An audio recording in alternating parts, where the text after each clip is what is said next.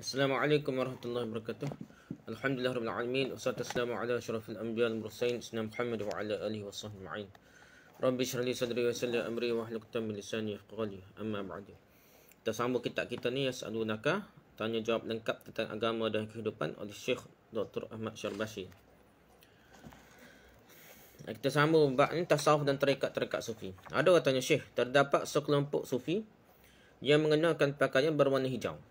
Dulu dekat pak kita kat Al-Arqam ni tak? Jubah hijau dah. Serba hijau, jubah hijau, baju hijau dah. Kelompok itu mengatakan bahawa ajaran-ajaran mereka itulah rahsia. Dan setiap orang yang bergabung ke dalam kelompok tersebut mestilah bersumpah dengan Al-Quran untuk tidak membocorkan sedikit pun ajaran yang diikutinya kepada orang lain. Jika salah seorang dari mereka meninggalkan maka mereka menghadirkan jika dari mereka meninggal matilah tak, maka mereka menghadirkan ayat Quran yang disimpan dalam kaca tertutup dan kemudian diletakkan bersama-sama mayat di dalam kafannya. Hina Quran ni nak tok sekali nak ayat Quran tu dalam kain kafan dia lah. Telah terjadi perdebatan mengenai apakah boleh mayat mereka itu dikuburkan di perkuburan kaum muslim. Siapa tahap tu tak? Kami juga ingin mengetahui tentang dasar-dasar ajaran tasawuf yang benar secara ringkas. Syekh jawab, pertama-tama perlu kita tahu bahawa tarekat sufi dengan segala macam atribut pakaian, jenis pakaian dia, simbol, genderang dan yang lainnya yang sekarang banyak dikenal di negara-negara Islam adalah sesuatu yang tidak dijumpai pada masa Rasulullah SAW. Mesti pakai khusus, serba khusus, cara khusus berbeza dengan lain itu tak dikenal lah. Dan juga tidak dijumpai pada masa sahabat dan masa Khalifah Rashidin radhiyallahu anhum ajma'in. Oleh kerana itulah bergabung dan ikut serta kepada salah satu kelompok tasawuf bukanlah sesuatu yang dimestikan bagi seseorang dan juga bukan suatu kewajipan dari agama. Tak betul kata man la syaikhul lahu fa huwa syaitan syaikhul lah. Siapa tak ada syekh ni, tok guru tarekat dia, maka syaitan lah syekh dia, tak betul lah tak. Ataupun tok guru lah dia kata dah. Tu ada palsu dah pertama dah. Jadi tak betul dah, mesti ada tarekat, guru mursyid lah, apa lah macam-macam alasan. Supaya manusia ni terikat dengan mereka dah. Boleh kita suka pada salah satu tarekat sufi ini jika tarekat-tarekat tersebut berpijak di atas dasar-dasar ajaran Islam yang berpegang pada hukum-hukum syariat. Berjalan di atas jalan pendidikan dan pengajaran. Berpegang pada akhlak-akhlak yang mulia, beramal dengan berdasarkan pada petunjuk Al-Quran dan berpegang pada sunnah Nabi SAW. Syaratnya kena gitulah. Jangan ikut leluhur kata, ikut tok guru dulu dah. Walaupun tok guru kita sayang setang mana pun, tidak semua ajarannya mesti kita ikut, kita teruskan ni. Kalau kita jadi tok ya ada seorang tok guru nama apa dah. Di Mesir dah, dia syekh tarekat lah. Pengganti tok guru dia. Tapi dia kaji dan dia buat perubahan dah. Dan dia tulis buku banyak menentang tarekat, ajaran sesat, salah dalam tarekat. Dan dia membela Ibn Taymiyah. Di Mesir dah. Jadi kita kena ubah lah. Nama ke Pak Abdul Rahman ke apa ingat Syekh. Jadi dia banyak buat buku membela Ibn Taymiyah dan terjemahkan oleh Dr. Basri Ibrahim. Kuza apa. Dan juga apa ni. Dia bukan Kuza dulu ni sekarang dia. Tapi nak bunyi dia tu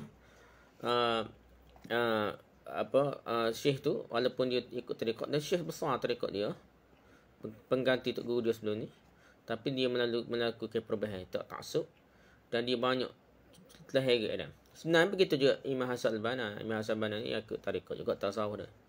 Tapi ada dia berubah. Dia beki dan ikut hadis cari maksurat ke apa tu, nak suruh tidak terlajuk jauh daripada Al-Quran Sunnah. Begitu juga sebenarnya Syekh Muhammad Abdul Wahab tu dia ikut juga, dia ada tok guru mursyid dia juga dah, Syekh Muhammad Abdul Wahab kata Wahabi tu. Dia ada juga macam tarekat, tapi ulama India ada Syekh nama apa dah, Ahmad Sindi lah. Jadi Syekh dia tu walaupun dia daripada ikut jalan tarekat, tapi kuat menentang bid'ah dan juga telah membawa perjuangan tauhid yang kuat juga lah. Mungkin juga ada pengaruh Syekh Ahmad, tak tahu lah daripada keturunan Walillah Dahlawi ke. Jadi walaupun dia ulama hadis dan ulama ada tu lah, dia ada jebui juga macam mursyid dia sebagai mursyid yang ajar kepada Syekh Muhammad Abdul Wahab Sehingga Syekh Muhammad Abdul Wahab lepas tu jadi semangat menentang bid'ah, menentang syirik dah. Yang pentingnya kembali pada Al-Quran dan Sunnah. Kalau tak ikut tarekat gapo, tak ada guru mursyid pun tak apalah, yang penting ikut Al-Quran dan Sunnah. Pada dah. Jangan kita ikut tarekat Muhammad sallallahu alaihi wasallam. Akan tapi jika tarekat sufi tersebut mencakupi hal-hal bid'ah dan munkar atau bertentangan dengan salah satu hukum perintah Allah SWT, atau juga mengabaikan salah satu kewajipan agama yang disuruh oleh Allah melalui Al-Quran dan Sunnah, maka sikap dia bererti pengabaian terhadap hak Allah SWT. Kita dia tak tegur, betul-betul lah untuk kita, puak kita, kumpulan kita, untuk kita, ajaran kita, pengajar kita, macam-macam benda hak kita hidup dalam suasana itu dan kita merasa cinta, merasa nikmat mengaji dengan cara begitu dah. Kan lama kita mengaji, siapa kita diamkan perkara benda salah pun, benda tak boleh. Kebenaran mestilah kita utamakan berbanding dengan kumpulan-kumpulan kita dah. Mereka berwenang dituntut untuk menyembuhkan dan meluruskan hal ini dengan mengambil tindakan yang nyata. Kalau pihak berwajib, jabatan agama, JAKIM ke apa ataupun jabatan agama negeri, maka mereka kena panggil, kena soal sidik, kena berdialog, berdebat, kena wajib ambil tindakan. Jangan biarkan hanyut gitu dah. Rasulullah SAW bersabda mafhumnya, barang siapa di antara kamu yang melihat kemungkaran, maka hendaklah dia merubahnya dengan tangannya. Jika tidak mampu, maka hendaklah dia merubahnya dengan lisannya. Dan jika itu tidak mampu, maka hendaklah dia dengan hatinya. Dan yang sedemikian itu adalah selemah-lemahnya iman. Tidak ada larangan dalam Islam untuk mengenakan pakaian berwarna hijau atau mengenakan sorban yang berwarna hijau. Ini negara Arab ya, tapi kita pun ada dulu dah larqam dah.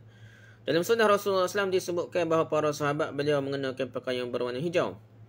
Namun kita tidak boleh menganggapnya sebagai suatu dasar ajaran agama atau sebagai salah satu kewajipan agama. Keyakinan itu salahnya. Macam di Mu'tabligh kok dia ajak 3 hari 14 hari 4 bulan dah. Jangan sebut tu macam satu kewajipan agama dah. Seolah-olah orang kita pergi keluar 3 hari 14 hari 4 bulan tu seolah email tak betul. Email tu usaha atas email lah. Orang pergi Mekah bukan usaha atas email lagi, pergi keluar Jemaah Tabligh. Jangan jadi usaha tempat tak tu lah. Kalau sebagai latihan tu tak apa, sebagai cara belajar email, cara teknik Jemaah Tabligh tak apa lah. Tapi kena yang boleh, tapi setengah-setengah kita rasa kita setengah-setengah tukar kod orang-orang dia tu. Dia ajak tu kita tengok ajak macam perkara agama. Lebih ajak tu daripada beragam. Dia ada lebih daripada ajak semain jemaah. Daripada kewajipan agama lain dengan cara kecek lah tak. Nampak air. Benda wajib kalau kita jahil ya. Kita tak ngaji kita berasa macam wajib lah. Ajar arah dia tu keluar tu dah. Sampai tahap tu dah. Kena betul ya. Jangan sampai tahap tu dah. Tak tahulah tu intonasi dia. Walaupun orang kata dok pun nak guna intonasi dia menyebab kita rasa dia macam gitu dah. Nak guna. Namun kita tidak boleh menganggapnya sebagai satu dasar ajaran agama atau sebagai salah satu kewajipan agama. Ikut tarekat dia wajib ke, ikut cara dia, sistem dia, ikut jemaah, parti dia, parti Allah ke, parti Islam ke apa tak wajib ikut cara dia tu. Orang lain tak masuk kan, kira dosa lah macam-macam dah. Itu karut dah. Oleh kerana itu tidaklah tercela jika tarekat sufi menjadikan pakaian berwarna hijau sebagai salah satu dari gambar yang membedakannya. Tok Guru Syekh ni kata tak apa lagi dah. Namun bukan dengan keyakinan bahawa hal itu diperintahkan oleh Al-Quran Al-Karim atau diperintahkan oleh sunnah Nabi yang suci. Jangan percaya gitu. Jadi itikad ataupun jadi anggap sunnah betul dah. Lebih baik betul dah. Tanpa dalil agama tak boleh. Jadi bid'ah lah tu dah. Ya, siapa pakai hijau ni harus pakai uniform sekolah, pakai uniform polis askar harus untuk membedakan orang ni matlamat je untuk beda dan untuk ada disiplin baru berasa kita ni polis, baru kita berasa ni kita pelajar, kita askar dan kita ada tanggungjawab. Ada tanggungjawab kita dengan pakai uniform kita berasa kita lebih bertanggungjawab. Tu tak apa. Tapi kalau kita anggap macam suruh agama, jadi benda tu lebih sunat, lebih baik ke apa dak besar pahala ke apa dak. Jadi agama jadi bid'ah lah. Hak terik pun boleh pun pakai putih tu memang ada hadis Nabi pakai lain tu walaupun Nabi pernah pakai warna-warna lain tapi tak disuruh oleh Nabi, tak jadi satu kelebihan manalah dah. Hanya dibenarkan harus ada sunatnya pakai putih. Kemudian tidak ada alasan yang menyebabkan suatu kelompok kaum muslim ataupun satu perkumpulan yang mengajak kepada kebaikan, menyuruh kepada yang ma'ruf dan mencegah yang munkar untuk menjadikan ajaran-ajarannya bersifat rahsia. Rahsia-rahsia ni bahaya lalu. Tu bunyi main ngatik dia gelak ngaji dalam tempat pelik-pelik tu. Deh, ke gua mana tapa mana tu start nak kagut tu dah. Mengapa mesti dilakukan demikian? Padahal Islam adalah ajaran yang jelas sebagaimana jelasnya siang dan malam. Al-Quran adalah kitab yang dibaca dan didengari oleh telinga semua orang, baik yang ada di barat maupun di timur. Hadis-hadis Rasulullah SAW juga sesuatu yang dikenal dan dapat ditemukan pada berpuluh-puluh kitab yang terdapat di sana sini. Banyak tu. Tak ada rahsia apa. Hadis Nabi pun banyak tu dari kitab-kitab. Boleh baca. Tak nanti ke ngaji tak guru boleh baca. Nah. Cuma ngaji tak guru ni lebih berkat, lebih mudah faham. Moga-moga dengan kesungguhan kita ngaji tak guru ni Allah beri kefahaman, dapat beramal gitulah, berkat gitu, berkat beramal. Kalau ngaji tak guru tak beramal juga lebih kurang baca kitab dak. Tak ada pada mana gitu. Soalan kita minta supaya dengan berkat tu Allah beri rahmat ke dan malaikat berdoa kepada orang yang duduk berkumpul di satu majlis ilmu. Gitulah lebihnya kita mengadap tak guru ni. Dan biasanya mudah faham. Kalau agak ke buku tak payah ngaji tok guru, tak payah buat sekolah je nak. Belajar fizik bio tu buat sendiri je. Fizik kimia mat ni. Jaga budak lah boleh banyak kek tengok tak payah kita try banyak kali baru faham nak. Dengan cikgu tu kalau tanpa cikgu nak buku saja tak bila nak faham dak. Dia tahu mana penting, mana cepat faham, teknik cepat. Itulah kena ngaji tok guru nak. Begitulah ikut ni hadis-hadis Nabi ni. Hak mana mudah tu baca sendiri tak apa. Hak mana pun payah tu ngaji tak guru dah. Dalam surah Al-Ma'idah Allah SWT menggambarkan Al-Quran sebagai petunjuk, cahaya dan bimbingan. Yang disebut dengan petunjuk dan bimbingan tentang sesuatu yang menurut tabiatnya adalah jelas dan terang. Jadi petunjuk Al-Quran dan Sunnah ni terang ada cahaya.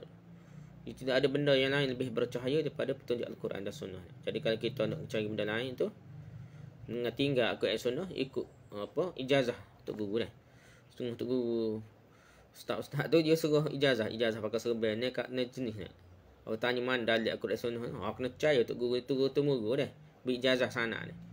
Sanak ni dia tak pentingkan sanak hadis ada dari kitab dah tu dah. Sanak ni kuat sahih dah ni tak tahu mana tu dah. Lebih pentingnya sanak ijazah hak tu guru siapa ada satu keturunan tu generasi tu ada ijazah ada sanak. Pun beri sanak ijazah pakai serban.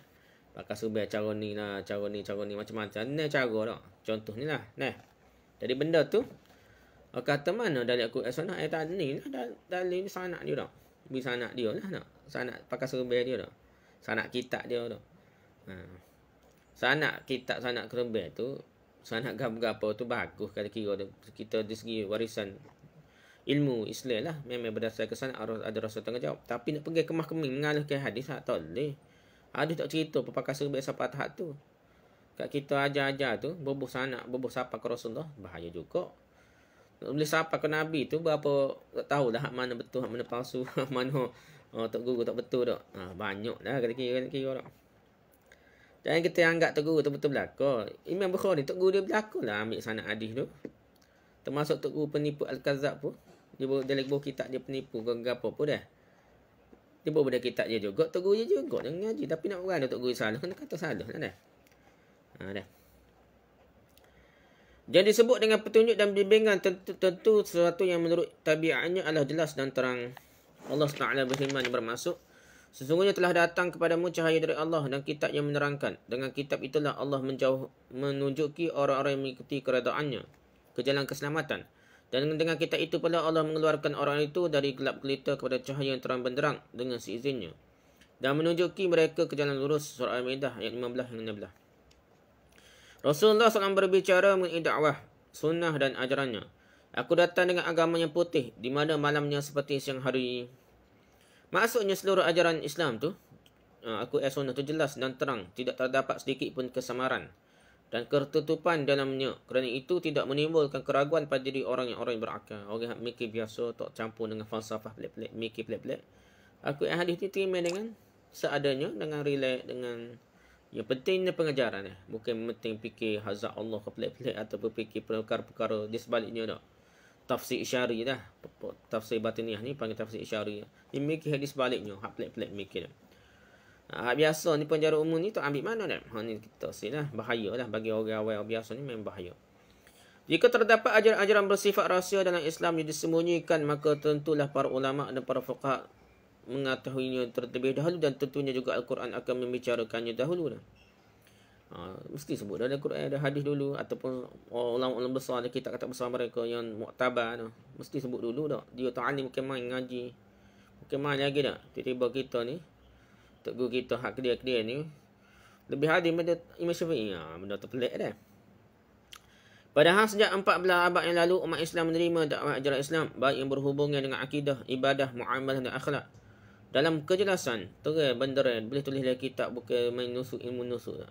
Susuk mana duduk belakang dalam gua mana tak ada dah.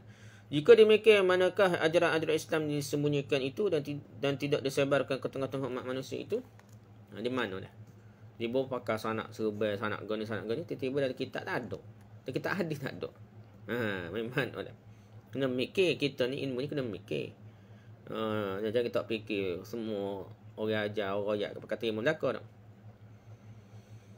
Nah, ada satu tu, dia beri sanak minum air biasa, air suam biasa, jadi air Zamzam dia. Dia pun baca, ni contoh ni, beri ijazah sanak. Cari jumpa dia kitab Syiah sahaja dah. Kitab Ahli-Sunnah cari tak jumpa dah. Gitulah dah. Tu jumpa dia kitab setengah-setengah tak jumpa dah, ijazah sanak ni tak jumpa dia. Main mana tahu dah. Dalam kitab hadis tak ada sabuk. Cuma dia boleh beri sanak ni cara pakai serba dah. Itulah nak beri dah. Oleh kerana itulah, kepada kelompok tersebut yang mengaitkan dirinya kepada Islam, kita serukan supaya tidak melakukan praktik pengrahsiaan seperti ini. Selama hal itu tidak ada dalam Al-Quran dan Sunnah, tak boleh rahsia dah. Dan juga selama tidak ada alasan-alasan yang mengharuskan melakukan yang seperti itu, tak boleh dah. Hak bolehnya tentera ke spy ke gapo. Bukan tu nak susu ajaran sesat dah. Kalau kita ni sebagai gerila menentang penjajah ke apa tu, susuk rahsia tu tak apa dah, tu di segi ketenteraan. Ni dok saya buat ajaran sesat dia dah, susuk main rahsia mari dah. Mereka mestilah meninggalkan kebiasaan yang tidak Islami tersebut, iaitu mereka mengambil sumpah setiap orang yang hendak bergabung kepada mereka dengan Al-Quran untuk tidak menceritakan sedikit pun ajaran-ajaran mereka kepada orang lain. Pada kenyataannya, hal ini suatu tindakan yang aneh, yang pelik, kerana jika sekiranya seorang yang telah bergabung dengan jemaah tersebut merasa kagum dengan ajaran-ajarannya, serta kemudian misalnya dia bermaksud supaya saudaranya juga ikut serta dalam mengamalkan ajaran-ajaran ini, maka bagaimanakah dia dapat melakukannya padahal dia telah bersumpah atas Al-Quran bahawa dia tidak akan mengatakan sesuatu pun dari ajaran itu kepada orang lain. Dia sumpah dah. Sumpah tak usah royak kau siapa rahsia dah. Begini, banyak yang tarikat begini cara dia dah. Siapa peringkat yang akan beri, aku nak ajarmu, tapi sumpah tu jangan ajar royak kau siapa-siapa. Last sekali dia terpaksa royak juga satu masa nanti ni. Ajaran baru, pengikut baru dia ni. Langgar sumpah dah. Jadi benda tu karut dia kawal lagi. Begitu juga bukan tarikat saja. Jemaah Islam pun begitu juga. Perkara bunyi atas nama gerakan Islam terpengaruh Ikhwan Muslimin kononnya dia. Tapi ada banyak-banyak rahsia yang kita sumpah. Kalau ada bai'ah dia tu bukan bai'ah sumpah.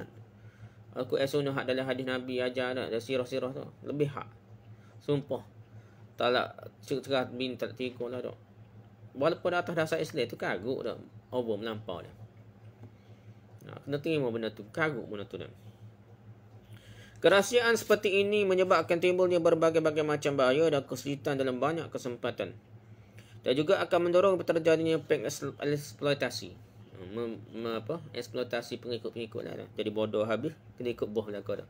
Tok guru kaya nak murid miskin. Gitulah jadi dah pengikut-pengikut bawah ni lah. Orang pengikut bawah ni kata kaci dah. Kaci bodoh ataupun bibah bodoh dah.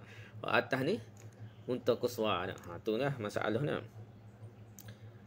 Kuswa cara dia dah. Okey, tak apalah dah.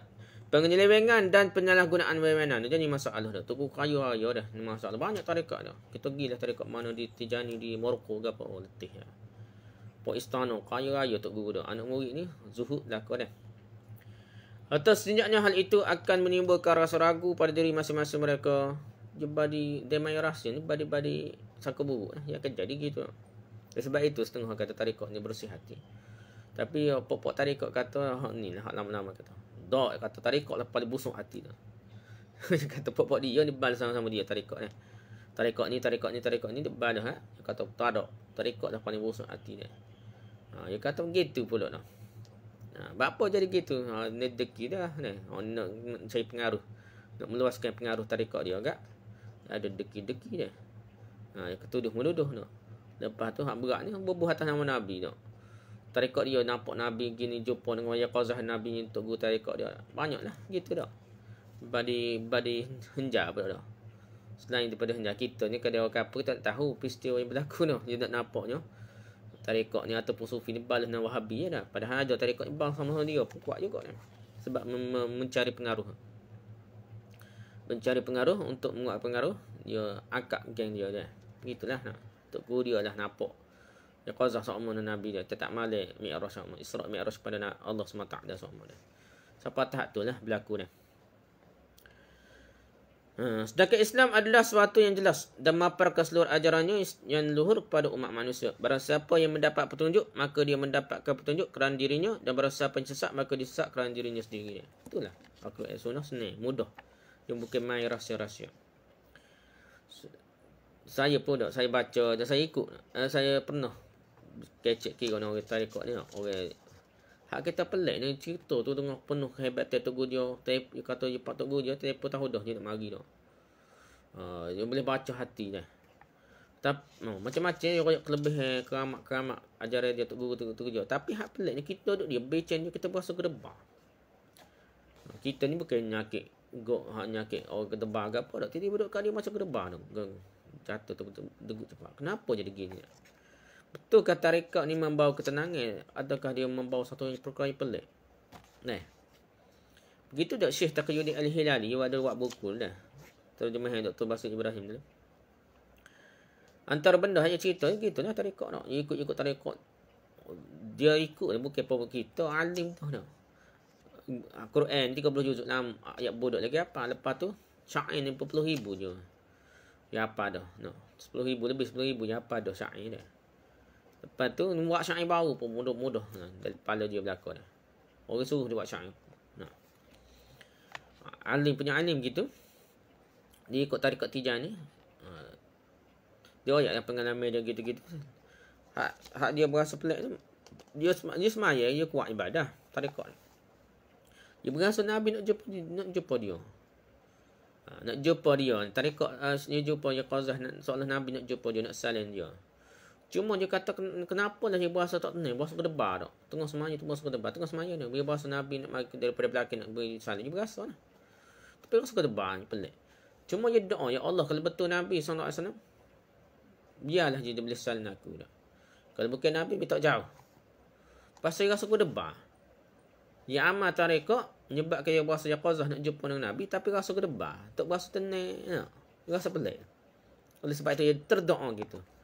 Dia terdoa gitu jadi tak jadi sama saling. Tak jadi sama nak betul-betul bertemu yaqazah tu. Sampai tahap tu dah. Jumpa berasa yaqazah, berasa betul-betul jasad tubuh Nabi nak jumpa dengan dia. Dia berasa nak mari nak saling, tapi tak jadi sama. Apa jadi gitu. Lah sekali dia pun alah banyaklah. Satu berdebat dengan orang ulama ni dah sekali dia rasa terbuka tak. Baru terbukalah pemikirannya bahawa tarekat ni bukanlah jalan betul. Dia ikut tu adalah jalan yang bahaya. Banyak perkara hak pelik-pelik berlaku, tapi itu bukanlah benda betul, benda tu ada karut dia. Okey, demikian juga bukan merupakan petunjuk Al-Quran, bukan juga anjuran sunnah Rasulullah SAW, dan juga bukan sesuatu yang dikenal di kalangan sahabat. Meletakkan Al-Quran ke dalam kaca. Tok Quran adalah kaca, lepas tu kuburkannya bersama mayat. Hina Quran tu. Kubur ni salah satu perkara yang dibincang ulama, ada kata najis kubur ni. Jadi Quran buat ada najis. Dah. Bukan tanda saja najis. Kubur pun ada setengah ulama kata bahan dalam bab najis ni. Pasal mayat hancur ni bau busuk ke apa ni lah. Jadi Quran babuskannya mayat. Penghinaan tu dah. Tidak ada alasan yang bolehkan tindakan hal itu. Para ulama dan para fuqaha telah melarang menguburkan mushaf Al-Quran bersama-sama mayat. Kerana mushaf Al-Quran itu akan terkena najis setelah mayat itu membusuk. Busuk jadi ulak ke apa, busuk banget. Quran duduk sekali. Dan hal itu juga menyebabkan manusia tidak dapat mempergunakannya. Quran ni bukan berkat dia, nak baca, nak ambil pengajaran dia. Di masalah berkat ni tak ada kerja lain berkat. Berkat dengan mengamalkan Quran tak bincang. Berkat dengan kadang-kadang satu saja. Berkat baca pun duduk setengah ni. Berkat pegang Quran saja ni. Betul lah berkat, tapi berkat cara baca, cara beramal tu lebih besar lagi. Tapi tak bincang waktu ni. Namun ini bukanlah bererti kita menganggap mereka sebagai orang kafir tu. Yang telah keluar dari agama Islam disebabkan apa yang telah mereka lakukan. Tok Quran tahu jadi kafir tidaklah dah. Atau melarang banyak mereka dikuburkan di perkuburan kaum muslimin. Kita tidaklah lagi daripada masuk kubur Makkah orang Islam tu lah. Kerana mengkafirkan seorang muslim adalah suatu tindakan yang sangat berbahaya. Dan hal itu tidak boleh dilakukan kecuali jika sudah yakin benar bahawa orang yang akan dihukumi kafir itu telah keluar dari agama. Iaitu dengan cara mengingkari salah satu pokok ajaran agama yang sudah diketahui secara mudah. Dia ingkar. Semaya tak wajib. Itu naik lah. Bukan tak semaya. Dia kata semaya tak wajib. Itu sepakat dah. Selama seorang masih bersaksi bahawa sungguhnya tidak ada Tuhan selain Allah dan sungguhnya Muhammad itu utusan Allah, dan juga meyakini dasar-dasar Islam dan kaedah-kaedahnya yang umum, yang asas, serta tidak mengingkari sedikit pun kitab Allah dan hadis Rasulullah SAW yang telah terbukti bahawa itu benar-benar hadis beliau, maka orang tersebut masih disebut Muslim dan tidak boleh dikafirkan lagi. Selagi umum kita kira dia asal orang itu Islam. Kecuali dia terai-terai tak. Memang istihad dia diketahui umum. Dia kata hadis ni tak dipakai sikit abuk, pakai Quran saja. Tu boleh jadi kafir dah. Pasal ada hadis mutawatir dah. Tak boleh kubur Islam.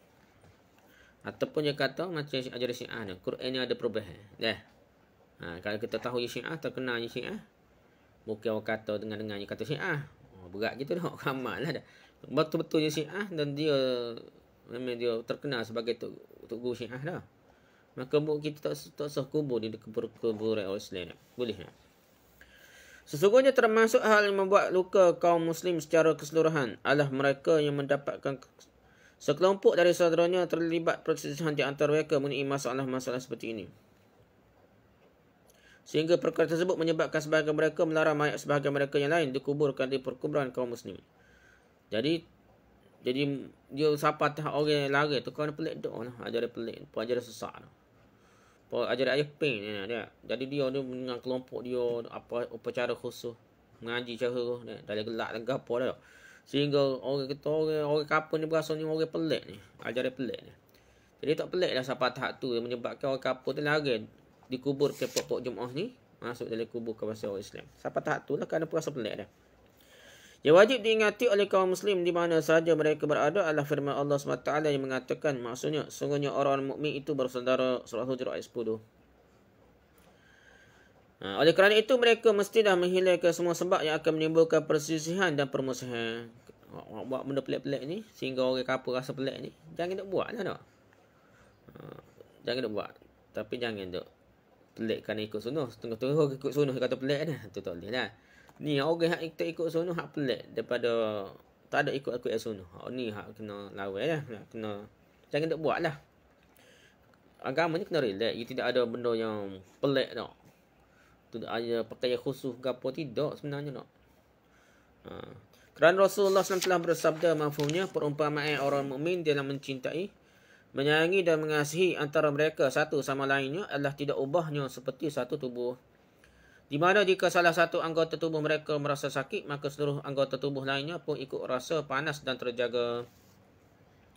Bagi para ahli pemberi penjelasan dan bimbingan, hendaknya mereka memberikan nasihatnya dan mengajak mereka untuk meninggalkan kesalahan dan penyimpangan dengan cara yang bijak dan bersahabat. Walaupun kita kata ajaran itu sesat sedang mana pun, pokok sesat sedang mana, bukan cara dengan kerah belaka dah. Kita kena bijak lah. Guna istilah bijak sana dah. Sehingga mereka tu jadi memikir semula dah. Kena ada ayat yang bijak-bijak. Cara berhujah, cara berdebat yang bijak lah. Bukan sekadar memalukan mereka dah. Menghina mereka, bukan dah. Untuk membuka pemikiran mereka dah. Kena bijak lah. Kena ada perancangan yang khusus lah. Orang gini, cara gini. Orang kerjaan ni, cara gini. Orang Kristian, cara gini. Boleh cara kita nak belajar cara dakwah khusus. Bukan cara yang sama ni. Kerana Allah SWT telah berfirman dalam surah An-Nahl ayat 105 yang bermaksud, suruhlah manusia kepada jalan Tuhanmu dengan hikmah dan pelajaran yang baik.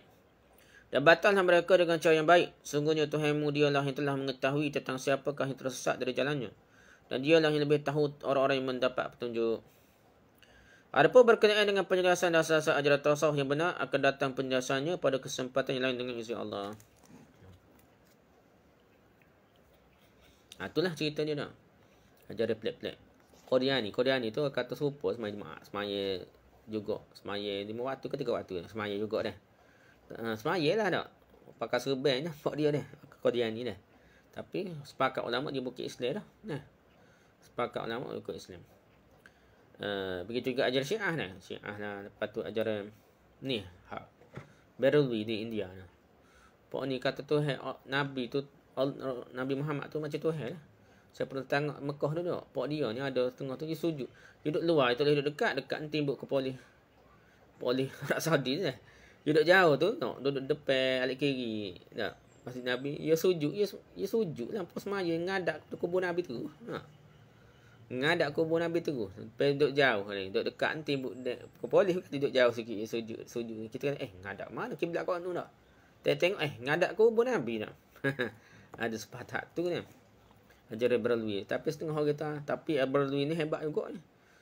Dia ada tafsir dia sendiri ni. Tafsir besar-besar, berjilid-jilid. Dia ada syarah hadis ni. Syarah hadis ni ada dah. Kita mana ajaran sesat kita. Siapa tak tu, ya siapa ada tafsir hadis besar-besar. Tapi peliknya, dia anggap Nabi Muhammad tu Tuhan dah. Insanun kami, wahdatul wujud lah. Dan setengah-setengah tu ambil sanad hadis dengan dia. Dia bukan ambil daripada golongan ulama ahli sunnah, dia bendi ataupun ahli hadis ni. Ambil ijazah sanad, siapa ijazah melalui dia. Lepas tu mengaku sebagai ulama hadis. Ni banyaklah dah. Habib ke apa dah. Atau kita pelik tak? Okey, kehidupan sufiah. Apakah yang dimaksud dengan kehidupan sufiah? Apakah terdapat semacam bentuk pertentangan antara kehidupan sufiah dengan hadis Rasulullah SAW yang mengatakan tidak ada kependetaan dalam Islam? Ada tanya gitulah pada Syekh ni. Syekh jawab, tasawuf adalah mazhab akhlak, sosial dan jiwa. Waktu sebenarnya dah. Orang-orang yang mengikuti mazhab ini dinamakan sufiah atau sufi. Iaitu dihubungkan dengan pakaian mereka yang terbuat dari bulu yang kasar, yang biasa dijadikan sebagai bahan pembuat pakaian tebal dan kasar. Pakaian murah, kata pakaian zuhud, pakaian murah. Mereka lebih mengutamakan mengenakan pakaian yang terbuat dari bulu yang kasar kerana mazhab mereka berdiri di atas kekerasan hidup, penjauhan diri dari segala macam bentuk kelazatan dan penghindaran dari segala macam nikmat dan kesenangan duniawi. Ibn Khaldun berkata, Ibn Khaldun ni bapa sosial, apa kata, bahagian sosiologi. Dia bapa sosiologi. Dia cerita penceritaan dia tu, cerita sejarah. Dia ada sejarah-sejarah latar belakang dah. Bukan terus jadi terus tak. Jadi sufi, jadi syiah tak. Dia ada sejarah-sejarah tak. Kronologi nah. Semua ni ada bahagian muka surat yang hilang. Bab syiah ni yang banyak kot hilang dah. Sejarah syiah hilang. Jadi ulama tu kenapa dia hilang ni? Muka surat dia hilang situ dah. Siapa yang buat hilang dah? Sejarah syiah ni. Di Ibn Khaldun ni ada benda kritik. Antara benda yang dikritik ni dia menolak. Itulah Imam Mahdi ke ataupun tu dia tolak dah. Jadi itulah orang kritik, tapi di segi ilmu sosiologi dia, cerita penceritaan dia bagaimana terjadi satu golongan sejarah kehidupan manusia ni. Orang tu panggil ilmu sosiologi ni, dia bapak dia ada Ibn Khaldun. Orang putih pun suhu dia ni. Bukan Islam saja ada Ibn Khaldun ni.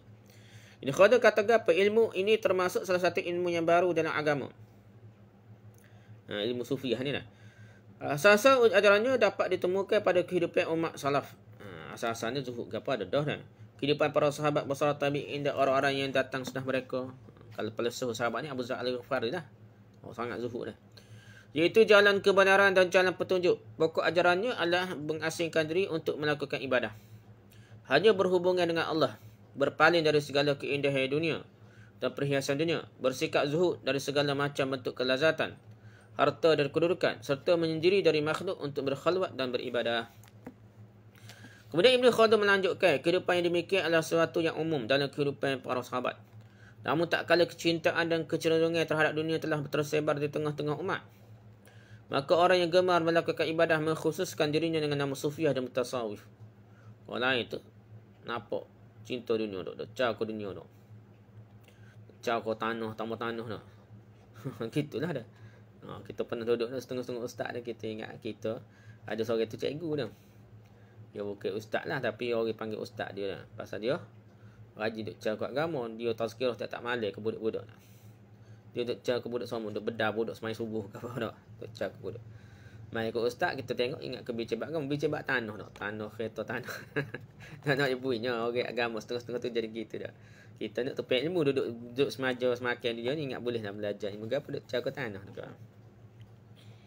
Nah, gitulah nak cerita dah. Macam Dr. Basri, Dr. Mazhar cerita lah dah. Masa jadi mufti dulu dah. Dia pergi majlis orang agama ni nak. Dia buat cerita, bukan cerita pasal dakwah gini tak ada dah. Dia cerita pasal kereta, pasal tanah. Tak apalah nak jawabnya. Gitu dah. Kadang kenapa orang ni banyak masyarakat dia kata duk cara ke dunia dah. Jadi pok-pok yang gemar ibadah ni, dia mengasingkan diri daripada masyarakat. Jadilah mereka sebagai orang sufi atau mutasawwif ni. Tasawuf yang hakiki adalah tasawuf yang menjadikan para pengikutnya berpegang pada akhlak ihsan. Tu je poinnya ihsan tu tasawuf dah. Cara ke hati dah. Betul-betul merasa diri dekat dengan Allah, berasa Allah, kita tengok Allah ataupun Allah tengok kita, tu akhlak ihsan dah. Sebagaimana digambarkan oleh Rasulullah SAW sebagai berikut maksudnya. Ihsan ialah engkau menyembah Allah seolah-olah engkau melihatnya, dan jika engkau tidak melihatnya maka sesungguhnya dia melihat kamu. Tu poin utama tasawuf yang betul dah. Tasawuf yang benar dan lurus tidak bertentangan dengan syariat Islam dan tidak berlawanan dengan dasar-dasar agama yang telah disepakati oleh seluruh umat Islam. Juga tidak menciptakan ajaran-ajaran yang bukan berasal dari Islam. Oleh kerana itu, salah seorang ulama sufi mengatakan, dasar-dasar kami ada 5. Berpegang kepada kitab Allah, menjadikan sunnah Rasulullah SAW sebagai ikutan, memakan makanan yang halal, menjauhkan diri dari menyakiti orang lain, menjauhkan diri dari dosa, dan menunaikan hak-hak dan kewajipan. Tasawuf yang benar dan lurus tidaklah bertentangan dengan hadis Nabi yang mengatakan, tidak ada kependetaan dalam Islam. Kerana kependetaan rahbaniyah yang tidak diradai oleh Islam adalah meninggal kehidupan sama sekali, menolak menikah dan meninggal pekerjaan. Kalau tasawuf ni, kalau ada unsur ni tak boleh juga lah. Kalau tasawuf ni tidak ada benda-benda gini, tolak nikah, tinggal kehidupan dan meninggal pekerjaan, tak apalah tak. Sedangkan seorang sufi tidak akan disebut sebagai seorang sufi hakiki kecuali jika dia berusaha dan bekerja. Itu kalau tasawuf betul, dia kena usaha dan kerja sendiri. Jangan makan pitih lain tak. Kutip dari rumah ni. Tok cak apa setengah tu kutip rumah kita tak usah tasawuf betul gitu dah. Oleh kerana itu sebagai pemimpin sufi berkata pakaian orang sufi adalah alat pemintalnya. Jadi pakaian sufi ni pintas sendiri dah. Bukan dia beli orang ke apa dah. Maksudnya berdikari dah. Kata alat pemintal Mirzal mensyaratkan pada kerja dan usaha. Ini memberikan pengertian bahawa pekerjaan yang baik dari seorang sufi dalam rangka mewujudkan penghidupan yang baik adalah salah satu warna ibadah dalam erti umum. Jadi kerja dan usaha tu ibadah juga ni. Kalau ni hak betul dah, hak karut tu banyak juga. Okay, kita bincang pula sikit tentang orang Yahudi, anggapan orang Yahudi. Dalam sebahagian majalah asing saya membaca bahawa orang Yahudi mengatakan bahawa Rasulullah SAW telah menerapkan jizyah atas mereka tak kala mereka berada di Madinah. Dan ini menunjukkan akan keutamaan mereka atas ahli kitab yang lain. Apakah ini benar? Ada juga orang Yahudi. Kerana dibayar jizyah tu, dia ni orang utama ni. Tak apalah kita baca ni. Sungguh banyak anggapan dan dakwaan yang dilakukan oleh orang Yahudi pada masa-masa lalu. Sungguh banyak pula anggapan dan dakwaan orang Yahudi lakukan pada masa sekarang juga. Dakwah dia tu tak pakai hijau. Baca Palestin lah yang anggap negara dia. Tak pakai hijau lah. Dan sungguh banyak anggapan dan dakwaan orang Yahudi yang akan mereka lakukan di masa-masa yang akan datang. Cukup untuk membantah kata-kata dusta mereka ini dengan mengatakan bahawa Allah Azza wa Jalla telah menjelaskan permasalahan sejak 14 abad yang lalu. Dan penjelasannya itu akan tetap berlaku selama langit dan bumi ini masih tegak berdiri. Sebagai pewujudan dari firman-Nya berbunyi, sesungguhnya kamilah yang telah menurunkan az-zikr Al-Quran, dan sesungguhnya kamilah yang akan menjaganya. Surah Al-Hijr ayat 9. Sesungguhnya Al-Quran Karim telah berkata dalam surah Al-Ma'idah ayat 82 dan 83 bermaksud, sesungguhnya kamu dapati orang-orang yang paling keras permusuhannya terhadap orang-orang yang beriman adalah orang Yahudi dan orang musyrik. Orang Yahudi dan orang musyrik ni kepala pengak, khianat ke Islam, lawan Islam. Dan sungguhnya kamu dapati yang paling dekat persahabatannya dengan orang yang beriman, orang-orang berkata sungguhnya kami ini orang-orang Nasrani. Itu hakikatnya. Orang Nasrani, Kristian ni sebenarnya kita boleh buat bincang, cuma kita kena bijak lah. Sebenarnya kita bukan satu musuh yang besar sebenarnya. Orang Kristian ni sebenarnya boleh lagi. Tapi orang Yahudi jangan yang main caketing ni. Dia banyak caketing lah, main elak lah. Nasrani betul sikit benarnya tak. Jadi demikian itu kerana di antara mereka orang Nasrani terdapat pendeta-pendeta dan rahib-rahib, juga kerana sesungguhnya mereka tidak menyombongkan diri. Tak bila mereka mendengarkan apa yang diturunkan kepada Rasul Muhammad, kamu lihat mata mereka mencucurkan mata kerana kebenaran Al-Quran yang telah mereka ketahui. Dari kitab-kitab mereka sendiri, seraya berkata, ya Tuhan kami telah beriman. Maka catatlah kami bersama orang yang menjadi saksi atas kebenaran Al-Quran dan kenabian Muhammad SAW. Itulah sebenarnya Kristian ni lebih dekat dengan Islam.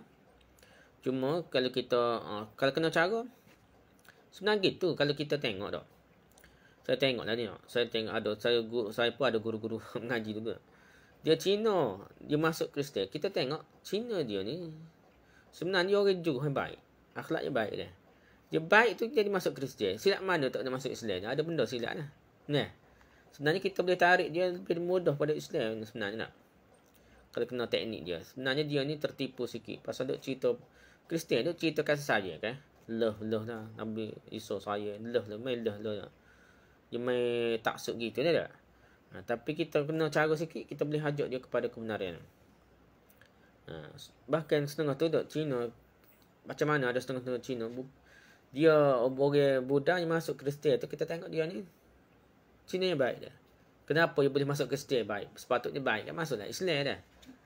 Ada benda-benda lah kita kena kaji. Sepatut buat kajian lah. Bagaimana mereka terus lewing. Yang baik tu terus lewing kepada Kristian sesat dia. Sesat. Sepatutnya dia tu masuk Islam dah. Kena betul. Dengan begitu, bagaimana mungkin mereka orang Yahudi mempunyai keutamaan atas ahli kitab yang lain dalam pandangan Islam? Macam mana kata dia lebih baik? Dia yang dalam Quran tak ada pun cerita ni, dia ni lebih kurang orang kafir Quraisy penyembah berhala je. Hak dekat dengan Islam sikit. Ya, Kristian nak ikut ayat Quran ni nak. Allah telah menjadikan mereka sebagai kaum yang sangat keras permusuhannya terhadap kaum muslimin. Dan Allah telah menyebutkan mereka lebih dahulu dalam masalah permusuhan terhadap kaum muslim dibandingkan kaum musyrik yang lain.